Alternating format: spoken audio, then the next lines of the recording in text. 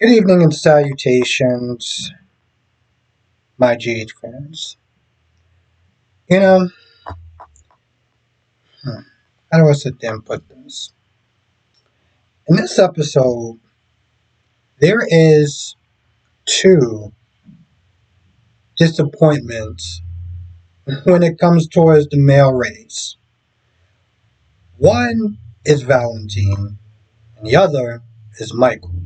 And Michael is just the definition of pathetic with a capital P.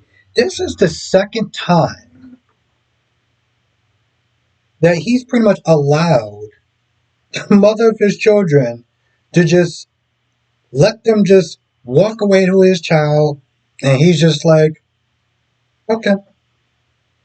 First, it was Willow who decided to leave in the dead of night, and Michael didn't do a damn thing really to sit there and try to stop her. Now he sees a picture of her and Drew with the kids, which is completely out of pocket of Willow to do. But Michael is such a damn pushover that he just this is where it's gotten to, right? And between yesterday's episode, or yeah, I think yesterday's episode and today's episode, this is just the reason why I do not like Michael at this point. Because, bro, you've seen how your sister grown up, right?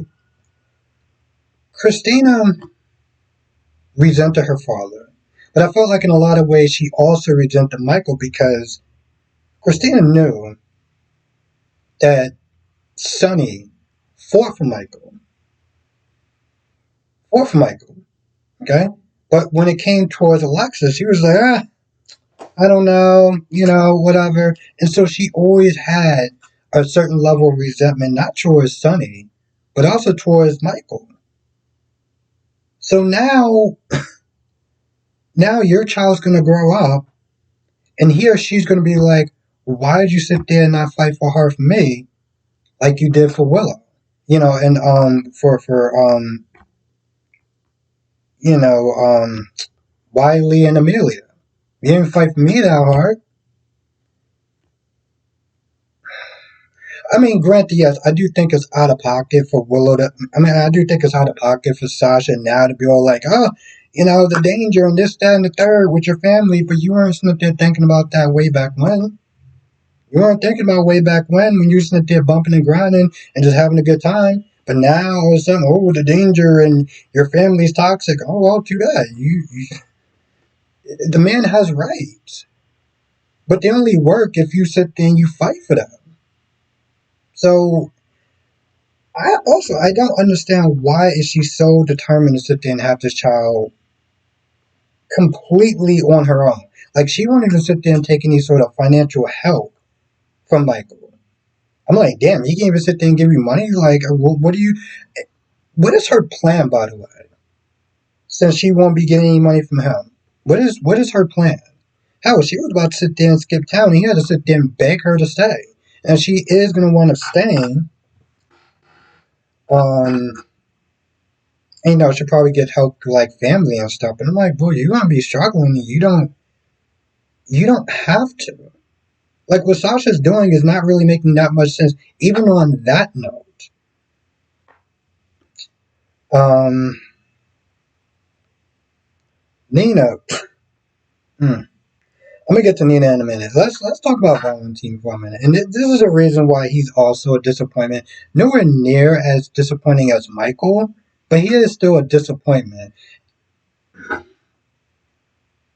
He realizes that Charlotte needs her mom, right? Here's the thing. I feel like this is a crossroad where Valentin is what he should say as opposed to what he wants to say. He tries to make it come across like, well, you shouldn't have to go through this, but you're gonna have to sit there and pretty much choose between, me and your mom and stuff like that. And he tries to make it seem like, she has a choice. But he's manipulating her in a way as opposed to being like, listen, my life is in danger right now. I'm on a run. You don't have to be on the run. You should be able to sit there and have a normal life with your mother and your family and stuff like that. That's what he should be doing. That's what a true father would do. But he tries to make it come across as very manipulative, where he knows that she's going to sit there and choose him because he knows that at the end of the day, Lulu has Rocco, Lulu has a family. Valentin don't really have anybody except for Charlotte, and he knows that Charlotte has a big heart, and she's as much as she loves her mother, she's gonna choose Valentin because she knows Valentin is gonna be by herself, and he knew that. He knew that. So when she chose him, it was more like,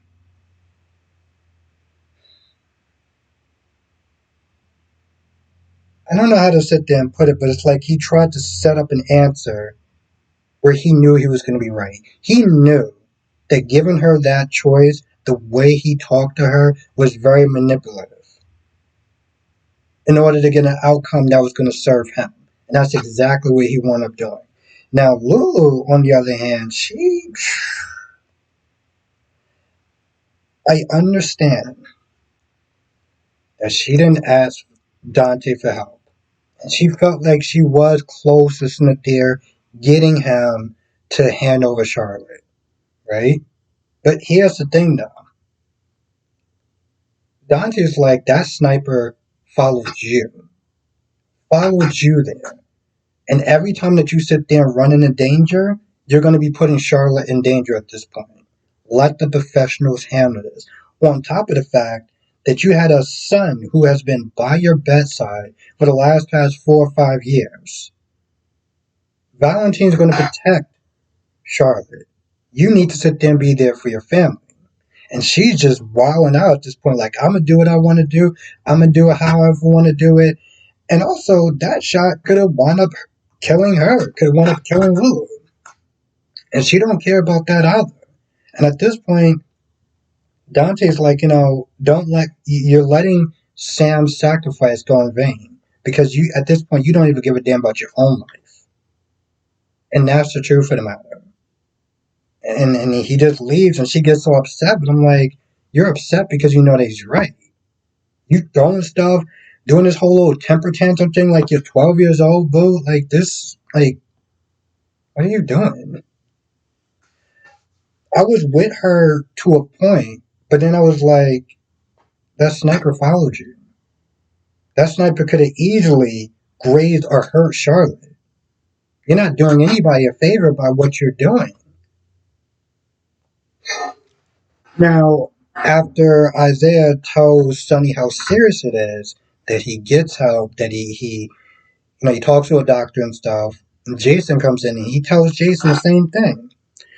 Now, every year in my live streams, I've always sat there and said, you know what, maybe this is going to be the year that Maurice Bernard falls back from the role. We know that he's had some, we'll say, difficulties to a point where he needs to sit there and take some time because Sonny's a dark character, and we know that Maurice Bernard is a method actor. So we know that we've been sitting there saying this for years that Sonny's going to go. And he does sit there and after a while say he has to sit there and think about stepping back from the business and handing it over to Jason. And Jason can't do it because Jason now, well, damn time is like, Sam's gone. I have to look at the Danny. I can do a short term, but I can't do a long term. And then Sonny's like, well, I understand that, I respect that, but it puts me in a bit of a bind. Yeah, Sonny, that's a you problem. that's a you problem. The fact that you even brought that up, like, that's a you problem. You deal with that.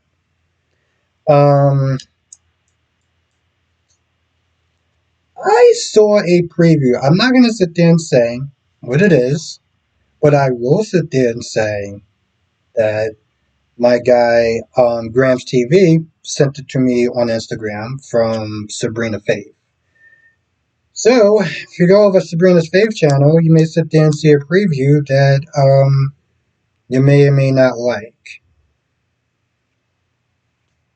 We'll just put it that way. I feel like if I say anything more, I'm going to give it away. Nina is still on that BS, blaming Drew for everything. This is all Drew's fault, blah, blah, blah, blah, blah, blah, blah, blah, blah. I don't really understand what Curtis is trying to sit there and say, but he does say, "Hey, listen, I know about you and Drew knocking boots." And at one point, he's like, "Are you upset about this trip because you're jealous? You wish you could be there? Like, what's good?"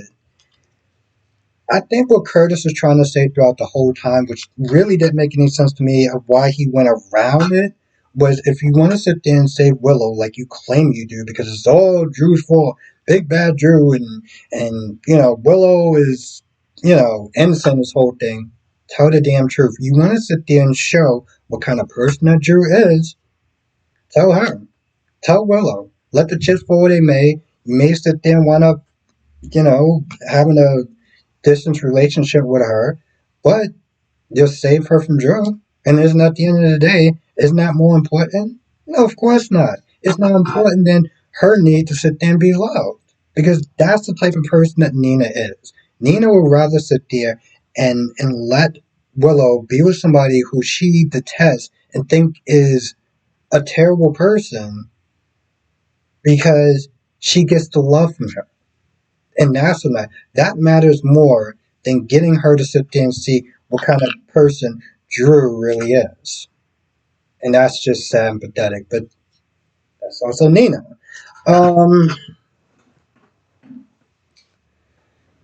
Sasha goes to the hospital to sit there and start, getting on prenatals and stuff like that, and talks to Felicia and tells Felicia that she's pregnant. That Cody is not the father, but does not sit there and say who. So now Felicia knows.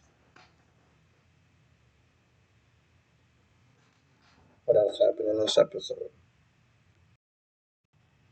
I feel like that's about it for the most part. Oh, Michael does sit there and call Diane when he sees the pictures. Because at some point, Michael comes in and he's talking to Curtis and he sees Willow. He sees Nina, and Nina tells Michael about Willow's trip to DC with Drew. So now he calls Diane because they were like, he's not upset, and that's a problem. He calls Diane. He's like, "Hey, listen, Willow took the kids without my permission to DC. So we can use that, right?" Maybe if you can just let her walk off with the kids. But that's the price you pay for being passive aggressive. So, it is what it is. Um, anyway, I feel like that's pretty much about it. I can't think of anything else. I might have missed one or two things, but it's the gist of the episode. Now, if I missed anything, write in the comment section below. I bet you come to the live stream tonight. I'm going to be sitting there talking about all four of the soap operas, General Hospital, Days of Our Lives. Oh, and the beautiful and young and restless. With that being said, I'm going to go. I'll see you in the next video, or hopefully live stream.